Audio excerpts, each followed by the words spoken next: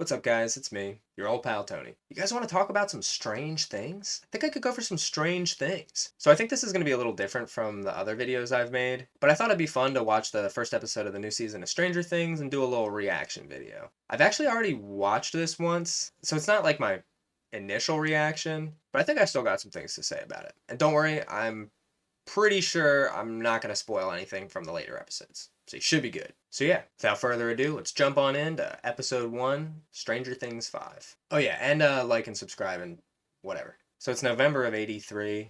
We're in the Upside Down. We got Castle Byers. There's like a weird, pretty creepy CGI Will Byers in there.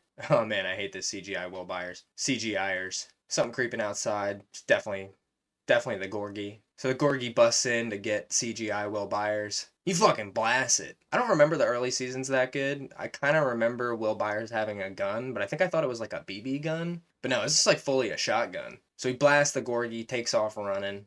He's climbing up like a greasy tree. And I remember thinking the first time I watched this, you're telling me the Gorgie can't climb a tree? I feel like that thing could probably climb a tree. And let's see what happens. Yeah, so the Gorgie can definitely climb a tree. So it climbs up to get Will. He tries jumping to the other tree like a fucking spider monkey. It's like an epic shot of him doing like a Superman jump.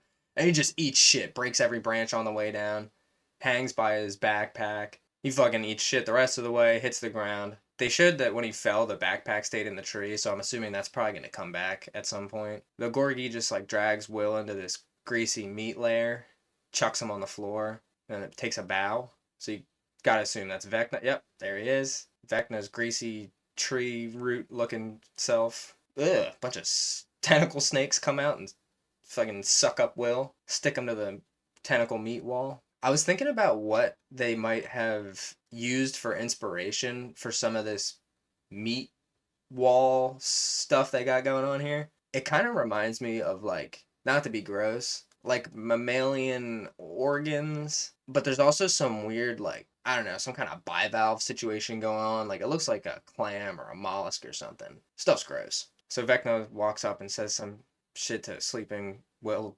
CGIers. He sticks a tube in his mouth. There's one of those weird clam lumps pumping some goop out. Again, not to be gross, but I kind of hate this shot. Okay, we got Vecna cut off like just above the waist, and then there's this weird meat tentacle coming up from below, and it's just blasting Will CGIers in the mouth. It's just pumping him full of goop. Then Vecna reaches out and like pets his head. I don't know, I don't like it.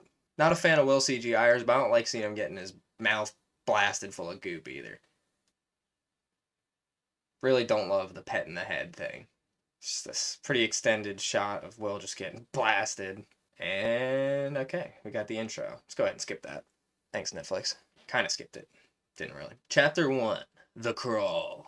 Who's crawling? All right, we're in the suburban 80s. It's November of 1987 now, so we're 4 years ahead of Will in the Upside Down. We got Holly here in her little girl clothes.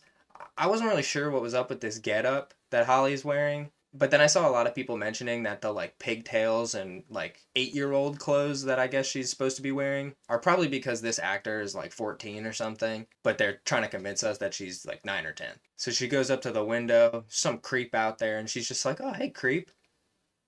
Don't wave at the creep. Don't talk to the creep, okay?" The mom, their mom, fine ass mom. What's her name? What's what is this? Now I can't remember who's related to who.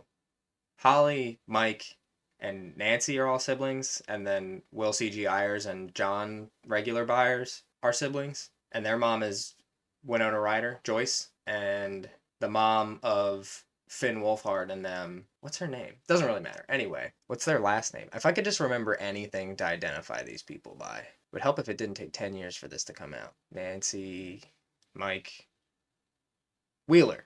The Wheelers. Okay, we're back. Mrs. Wheeler. She yells at Holly for waving at nothing. Holly goes and yells at everyone in the house. They just got like the whole town living in this house, I guess. Mike's banging on the door because he thinks it's Nancy in the bathroom being a weirdo, and it turns out to be Joyce Byers. Jonathan and Will are sleeping in, I guess this is the basement. It's a very 80s basement. They're all eating breakfast. Oh, it's making me hungry. Good old American breakfast. Some bacon. Right on cue. Dad asked for the bacon. Holly's asleep at the wheel. She's reading a book. Looks like Papa Wheeler is not loving this situation. Joyce is like, oh, sorry, I can't help clean. Mrs. Wheeler's like, yeah, whatever. Mr. Wheeler's like, yeah, let's kick him out. Everybody takes off on bikes because, I guess, because it's the 80s. I don't know. I don't know how old these kids are. Okay, so they're tuning into the radio. Everybody is at the same time because this is the best radio show on the planet, I guess. Okay, we got Rockin' Robin, up in the studio with our boy Joe Keery. What's his name? What's Joe Keery's name? Steve. We got Steve the Hare. Rockin' Robin in the studio. They're playing Rockin' Robin. Steve's slapping in the sound effects like Dennis when they had a podcast or whatever. Two war! We're in the midst of two wars! Okay, so they're just dumping exposition on us right now.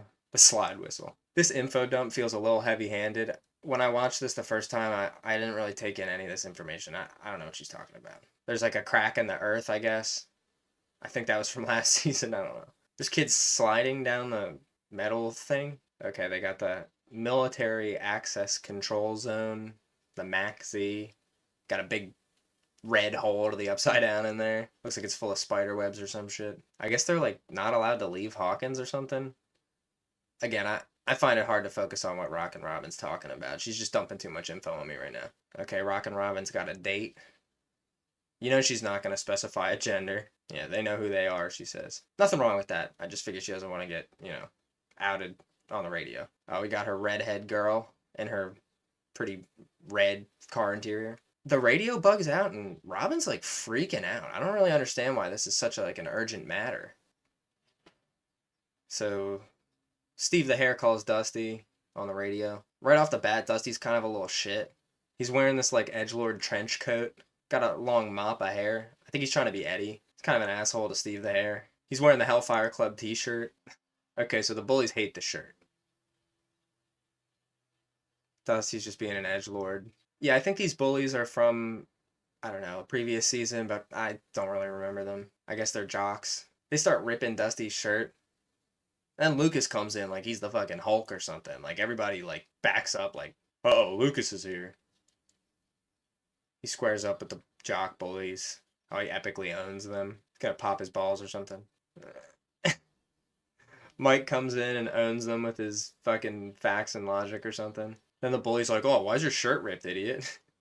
So yeah, Dusty's definitely all edgy because of Eddie. I appreciate how warm everybody looks. I've seen a couple people talk about how bundled up Will Byers is, and I'm just fully on board with it. I'm like, he looks warm, dude. He looks comfy. So Dusty storms off. He's all mad because they don't care enough about playing D&D or something. Elle's running from the military. I remember being like, they're coming to get her ass? How's she going to get out of this? Like, where's she going to go? Is she going to mind blast all these people? So they just blast her with a tranq dart? Oh, yeah, and then it's someone else. Like I said, I've seen this, but I totally forget, most of what happened. Like, oh, man, just somebody else that looked like 11, kind of, from behind. Running around through the woods like 11.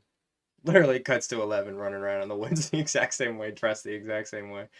No wonder they thought that was her. Whoa, blasting pumpkin heads. It's pretty epic, dude. I don't really know why she got shorts on over her pants. I guess that was the style of the time, maybe. She does a sick force jump over a bus.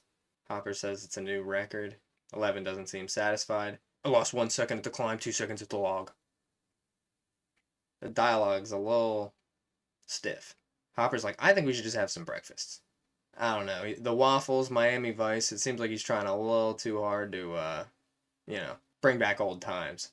So they reset the training thing. I guess 11's going again. They put more pumpkin heads on the mannequin things. We got a truck pulling up to something. I guess maybe the MAC-Z. Unless all of Hawkins is just fenced off. I don't know. Oh, it's Murray. Okay.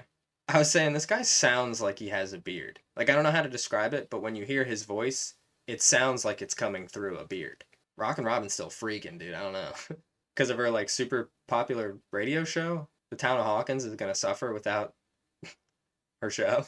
So I guess Nancy's the ideas guy. She knows where to go or something. Oh, yeah. They go to a radio tower. Pretty tall. Steve the Hare and John Byers are, coming in real hot. They're real competitive over this. I genuinely, did not understand what this was until I looked up people talking about it. And they were like, oh, man, I'm so tired of this love triangle between Steve, Jonathan, and Nancy. And I'm like, is that what that was? Again, I don't remember anything about this damn fucking show. Yeah, so they race up the radio tower with no harness. Oh, that's right. Never mind. It wasn't from me looking it up. It was from Rock and Robin mentioning it. Rock and Robin had to literally tell me, the audience, that they're being competitive because of the love triangle. They're like, you're gonna need a reminder. They're climbing up this radio tower, and like, I don't know.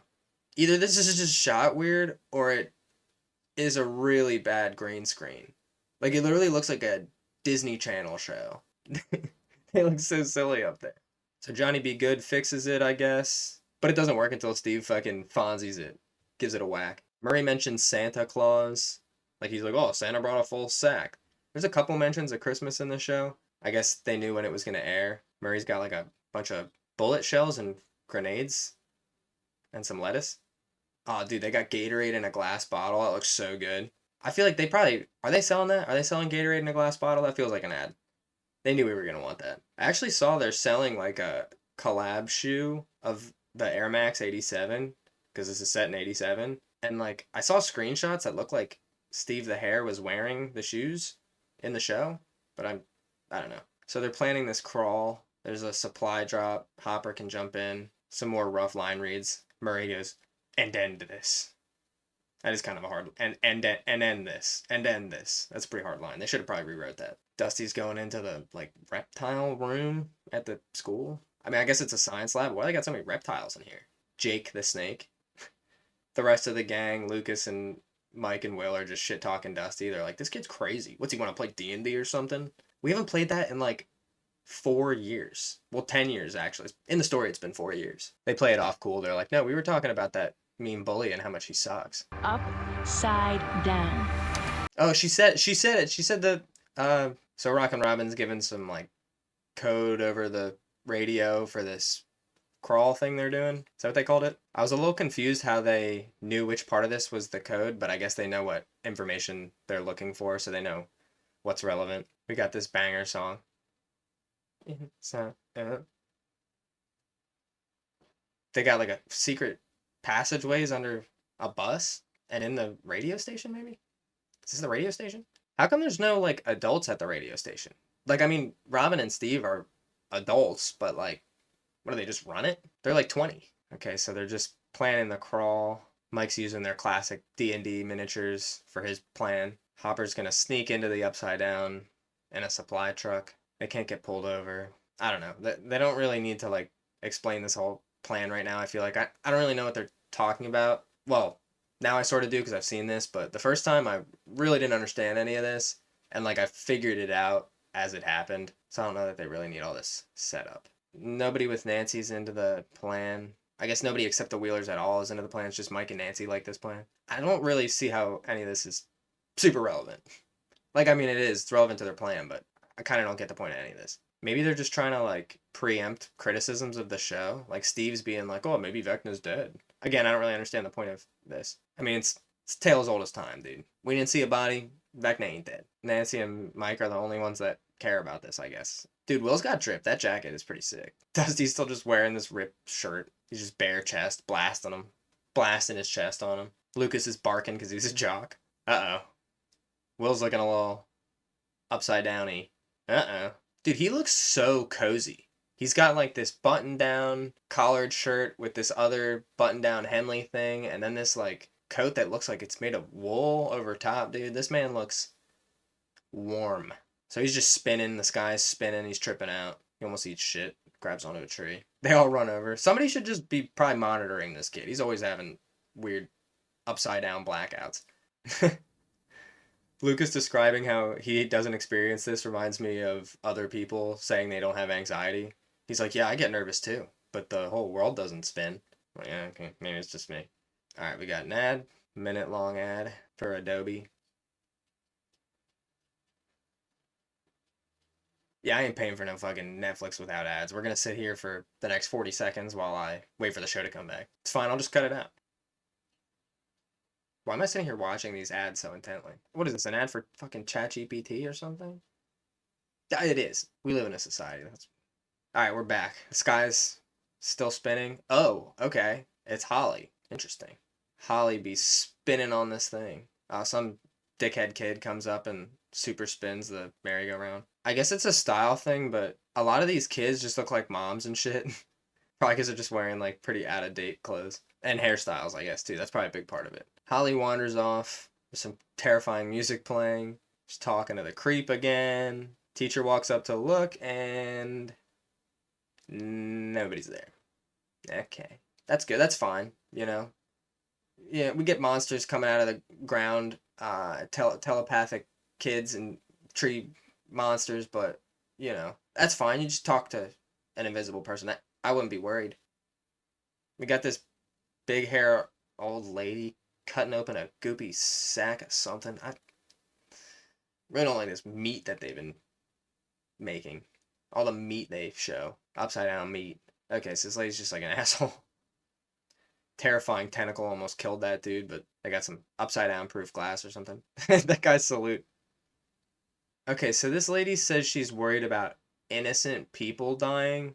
That's a weird thing in this show. Like, ostensibly, a lot of people have the same goal, right? Like, to protect people, or like at least stop monsters from pouring out of the ground in Hawkins. But like, this lady's like, seems like a bad guy. And there's all these just like weird evil military police types. And I'm like, are they just evil? Like, don't they want to help people? So Hop and Will and I think Joyce are walking through some creepy tunnels. Hop says he didn't see 11 make the time. She needed to do the course in under a certain time to take part in the crawl, and she didn't do it. Hopper's really just blowing her off. Kind of a dick. I mean, okay, I'm on the internet, right? I heard the stuff about how there was some kind of behind the scenes drama between Hopper's actor and Millie Bobby Brown. And it's a little hard to watch these scenes where he's being kind of a dick to her, knowing that like maybe he was kind of a dick to her in real life. I don't know what happened, but it's a little bit of a weird vibe here. So he's just like, you're not coming. Okay. What's up with Hopper's purple shirt? It's like shiny grape colored shirt. Everybody looks real cozy. They've done 37 crawls. Bunch of soldiers hunting 11, apparently. Well, I mean, we saw it. They tranquilized that old lady or whatever. Hopper says if he sees Vecna, he's gonna run away. I don't think anybody's buying that. This dude's fucking eager to sacrifice his life for some shit like that. I mean, he's obviously full of shit. He's saying he doesn't want 11 to go on the crawl because it's for recon. It's not worth the risk or something, but that ain't it. So Joyce asks him if 11 actually made the time, and he says yes, with a second to spare. Come on, dude, you're just gonna lie to your kid? Or whatever, I guess she's his kid. Like, come on, dog, that's how you mess somebody up for life. You're gonna lie to her and say she isn't capable of doing something that she is capable of doing and very much needs to be capable of doing because you want to keep her safe. Okay, well, when the time comes, now she thinks she can't do it, so nice job, buddy. Okay, there's a snake in the locker. It's just a corn snake, dude. Everybody fucking this shot of everybody. Fucking idiot, scared of a snake, stupid idiot. Piss your pants, idiot. So obviously Dusty got that from the reptile room in the school. Mike's outside waiting. This looks like an elementary school. Yeah, he's looking for Holly. She's just sitting in the hallway reading a book. Same book I guess she was reading at the breakfast table. She's wearing her ridiculous purple polka dot overalls. Teacher's in there talking to fine-ass Mrs. Wheeler about how crazy this kid is. Again, I don't really remember how much the town knows about the weird goings-on of Hawkins. I mean, they know there's like a giant metal, whatever that is, covering up a rift in the ground that I think they know monsters were just pouring out of, but nobody's considering the possibility that the invisible man that this little girl is talking to is like some kind of upside down shenanigans. Seems worth considering. I don't know. Now Mike's talking to her about how crazy she is. It's like, Mike, of all people, dude, you've seen the monsters. They're in Will's head. You saw the slugs come out of his mouth. Maybe you didn't. I don't know. I think slugs came out of his mouth. Probably from when Vecna was blasting him full of whatever that was. Slugs, I guess. Mike really... I gotta go back. I know Mike did not just say that there's no monsters. So the invisible creep is Mr. What's-It. She says apparently he's trying to help and protect her from the monsters in Hawkins. Yeah, okay, he's definitely not trying to lure you to the monsters, or probably definitely not the guy that the monsters were bowing to in that meat castle. Mike says he gets scared sometimes too, and Holly's like, no, you don't. You don't think this guy gets scared? Just some, like, skinny teen.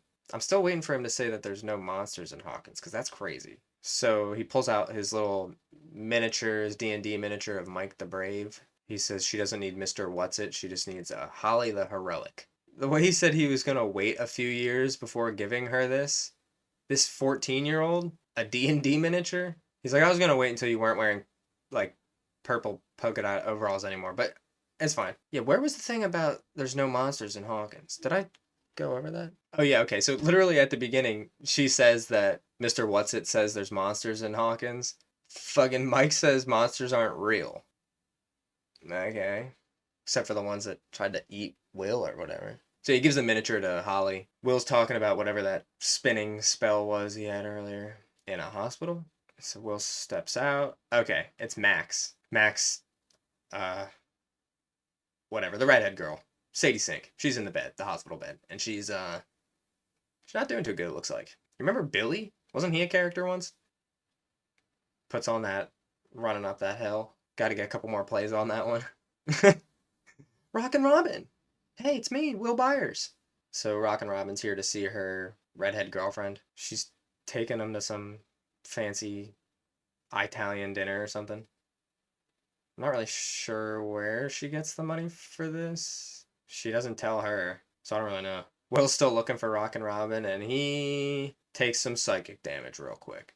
I guess it doesn't matter to him that it's two girls. As long as they're gay, he's shook by it, because he's like, I want to do that. Not that exactly, but I want to do something like that. He drops his Coke and books it. We got another big ad. Again, I'm broke. I'm not paying for Netflix with no ads. Like and subscribe. Maybe one day I'll get that Mr. Beast money. I can pay for Netflix without ads. Dusty's pulling up to a cemetery. You already know where he's going. He made his whole personality Eddie. So here we go. Yep, Edward Munson. Obey Ed Munson. Munson. Master of Munson. So he pulls out some lacquer thinner. Because I guess this is paint that looks like blood on the gravestone. Dusty touches it. Anytime you see a scene like this where someone gets a mysterious substance on their finger and they bring it up close, I just get terrified they're going to taste it. I don't know. Maybe that's just me. Some strange meat on the ground. I guess it's the snake. They cut up the snake. And I'm like, that's just psycho, dude. That's animal abuse. What are you doing? I mean, they're literally abusing this human as well. But I'm like, don't kill the snake. What are you doing? Bunch of ghouls. So all 10 of these dudes are going to just murder Dustin right now. I almost called him Eddie because he's trying so hard. Dusty's doing this like edgelord nerd spiel about D&D. It's kind of hard to watch because it really feels like somebody trying really hard to be cool and tough. I don't know if he's supposed to be actually cool and tough and like badass. It kind of felt the same way when they were in the hallway. By the way, they're just beating the shit out of him right now. It's playing off screen, but there's not really much to say. They're just whooping his ass. He's bloody. I think they're going to kill him probably, so I guess no more Dusty. Oh yeah, he threw the lacquer thinner in the one dude's eyes. He just started spraying it around. He said something about casting some spell or something. Some D&D nerd stuff. Now they're just all stomping on Dusty. Like, they're just going to kill him, I guess. Lucas is trying to call him on the radio. Robin says Dusty's mom hasn't heard from him either. They're like, nah, it's fine. It's probably fine. No need to look into that. Oh, 11 shows up, has this, I don't know, heartfelt reunion, I guess, with Mike. Not a whole lot of chemistry going on. I don't know. Well, we'll see. Here they are. They're sitting on the roof. It's the sunset. Maybe we'll get some chemistry here. They're saying Dusty and Hopper are acting different or something. I think Dusty. Dude, some of these lines, like some of this delivery is really weird. The way she's like, if Will has a feeling, then it means something. He like talks over her. Sometimes an actor delivers a line in a way where it's impossible to not notice that they already know the line because they read and memorized the script. Like, it's supposed to be a natural delivery of Mike saying, like, finishing her sentence for her. Like, if Will feels something, then it means something. But, like, he's so eager to cut her off that it just makes it really obvious that he already knows the line he's supposed to say. He's like, yeah, you're gonna totally... He's like, yeah, you're gonna totally kick Vecna's butt. He's describing what happens in their D&D parties after the quest ends. The campaign, I guess, is the word. He's like, they can't go home, so you can't go home at 11. 3 waterfalls. He's like, yeah, maybe if we, like, fucking kill Vecna, we can, like, be normal. Have a normal life. That'd be cool. We could eat, like, waffles or whatever you like to do. I don't know. So we're back in somewhere. Their base? I guess this is the radio station? Yeah. the radio station that these 20-year-olds are in charge of. They got this pretty sick, like, leather upholstered radio van. They're describing this, like, wheel thing that Steve the Hare Harrington has to turn, and he's, like, asking, he, like, doesn't know how to turn it, and he's like, how does it work? And they say there's a wheel lock. I was kind of like, why are they bothering to establish this? But I think it's just to establish that not anyone can do this job, like that it's complicated and requires some knowledge. So they're still like, I guess Dusty's just MIA. Yeah, he's probably dead in the woods. Yeah, Will was the one who explained how to work the wheel, and now he's volunteering to be the one to go and turn it while Steve the Hare drives. Joyce Byers doesn't like that because she's a helicopter mom. But yeah, I guess they just wanted to establish that, like, Will knows best after Dustin how to turn this wheel. So Jonathan goes to do it. Steve the Hare and Jonathan are going. I guess they have beef. They tried to run up the radio tower faster than each other earlier, so probably go really good having them go together. Hopper's climbing into some dirty hole in the ground. Fucking cornball Hopper. You get more beautiful every day. The way the trapdoor just slams down as Hopper's going down, I just imagine it just like nailed him in the head. He just dies. Hopper just falls to the bottom of that unconscious. Joyce is just standing there like, Hopper? Is he good? We got a nice ad for fucking Walmart or something. Crocs. Oh. Wearing Crocs right now. Hey, Crocs. Holler at me. Sponsor me so I can get Netflix with no ads and I don't have to watch Crocs ads anymore. Is this Emma Watson in a perfume ad? I didn't even know she was still alive. Alright, we're back again. Like and subscribe so I can get Netflix without ads. Holly is like turning her little D&D miniature into like a little friendship bracelet charm necklace thing. I remember wondering how they attached that, but like I said, I did watch these episodes, and at one point they show she like tied it to the necklace with a little piece of thread. It's pretty clever actually. So Holly's downstairs listening to her parents having this very traumatic argument about how bad Holly's doing, and Mrs. Wheeler literally accuses Mr. Wheeler of not knowing how old Holly is while she's listening, and he like doesn't even really have a response. So I'm sure her overhearing that is probably really gonna be good for her. Yeah, she goes in her room, slams the door. Probably some invisible creep about to show up and tell her the monsters are coming, so she should go with him, not be with more monsters. Definitely get away from the monsters. Hey, the monsters are coming. I know where the monsters aren't. Don't be. Hopper's walking through these weird tunnels. Who dug these? Did somebody like dig these out? They got like an Elon Musk boring company digging holes or something? Remember when Elon Musk said he was gonna dig a bunch of holes or whatever? Rich people just be saying shit. So Hop like came up in the floor somewhere else. Oh, it looks like he's inside the Maxi, the whatever they call that, maximum security zone with the big red spiderweb hole to the upside down. Mike and Lucas are camped out in like a church spire or something. Lucas is smacking his gum. He says it's because snipers chew gum. At first I was like, this feels more annoying than it is a good joke. But then Mike being like, you're not a sniper. That was kind of funny. We got these weird tinfoil Master Chief guys with flamethrowers walking up to the spiderweb hole. They start blasting the hole. Whoa. And it's like screaming. It's like the classic thing of how Stranger Things subtitles are all like squelching. It's probably like high-pitched screaming, spiderweb hole dying. Bunch of guys filling in. That hole is on fire, dude. That thing's fucking going. So they're filing in a bunch of trucks that I guess they're going to drive into the spider hole. Some dude's hanging around, lingering too long, so Hopper can't run out and do whatever he's trying to do. Oh, there he goes. He's running, he's going for it. He jumps into one of these Jeeps. I guess like nobody's watching him. They're probably worried about the flaming spider hole, I guess. That's kind of fair, actually. Should probably be concerned about that. So the Jeeps are just going in one by one, driving through the smoldering spider webs. Hopper's still hiding out in the back. It looks like the spider webs just fucking reformed right over that thing right away. As soon as I got in there, it just went slurp back up. So John and the Hare are trying to connect the signal. They're like looking for a certain amount of decibels, I think. I mean, that's what dB means, I'm pretty sure. Which I think is volume. I don't really understand how that relates to radio. I'm sure somebody who knows what the fuck they're talking about did this, and I just don't. I don't know how radio works. So Nancy's like in the control center. Nancy? No. Joyce. Joyce is in the control center. She's on the mic. She's the MC. She's still got connection with Hopper in the Upside Down. They're talking on the radio. Hopper's got to jump out of the moving Jeep at some point. Oh, never mind. Looks like, oh, okay. They're just all slamming into each other. None of these dudes left like a Any clearance? It's supposed to be 4 seconds, okay? 4 seconds of clearance between you and the car in front of you. Should have time to stop in a situation like this. John and the hair almost lost the signal, but they got it. 11 thinks the soldiers know he's there, and that's why they stopped. I'm like, they probably could have done that without crashing. Will's having a fucking upside down premonition. Classic Stranger Things squelching. Will's having like a fucking getting possessed. He's like in the mind of this thing, just goring these military police. The guy in the truck that Hopper's in tries fucking booking it out of there. I say tries, he's getting away, but not for long, I'm pretty sure. Oh yeah, so I don't think we really got a clear shot of it before. It's definitely, obviously, the Gorgie. The Gorgie jumps on top of the truck, is just tearing it up, and he just rips the driver out. How come the Gorgie knew where everybody was and killed every one of those military police, but they left Hopper? I guess maybe he figured there was a driver in the car, but didn't know about the stowaway.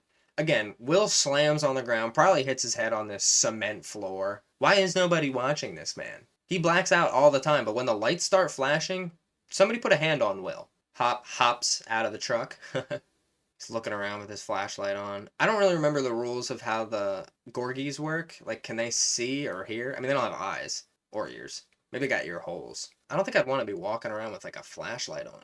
I'd probably just go hide in a hole somewhere like Will did. So Hop takes off running into these weird, wormy woods. Will's somewhere else. Yeah, he's still in the mind of this Gorgie. This thing's just sprinting like a dog through the upside down to somebody's house. I think that's the Wheeler's house, which is maybe where everyone is. Yeah, I guess if they're in the basement somewhere, that's probably the basement of the Wheelers, because that's where they're all living. Will snaps out of it. He said, I saw it. The Gorgie's coming. Did you see it, or were you it? Because it kind of looked like you were seeing through it. So Nancy's locking in, Nancy and the girls. Ted? Is that his name? I don't know why I just remembered that. Mr. Wheeler? He's outside hitting some dingers. Got his golf club, just whacking a few.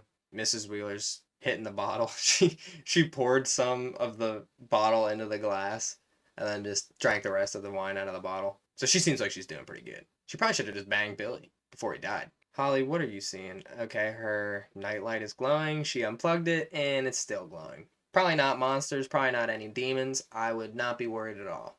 Probably not related to the invisible man that only she sees. Now her light bright's going crazy because it's the 80s and she's got a light bright. Okay, now the ceiling is just ripping open and I guess the Gorgie is upon us. Yeah, he's got to rip through some spider webs in the ceiling to get out. His butthole face. Too many teeth on that thing. You know what? I'm just going to say it. Too many teeth. Okay? Oh, that's it? That's the end? Alright. I mean, it was pretty crazy. It's not like I'm just like, oh, that's it. It's just going to end on a monster busting through the ceiling and killing Holly Wheeler. It's not like nothing happened. Something definitely happened. I don't know. I wasn't really expecting the last thing I say to be too many teeth. Well, that's it. That's episode 1 of Stranger Things 5. I hope you liked it. This is a little different from my other videos and kind of what I plan to do with this channel, but I just thought it'd be fun, a little change of pace. If you liked it, let me know down below. If you'd like to see me cover more episodes of Stranger Things, let me know. I'm not really planning to, but I would. But yeah, anyways, thanks for watching, guys. If you enjoyed it, please like and subscribe. We'll see you in the next one.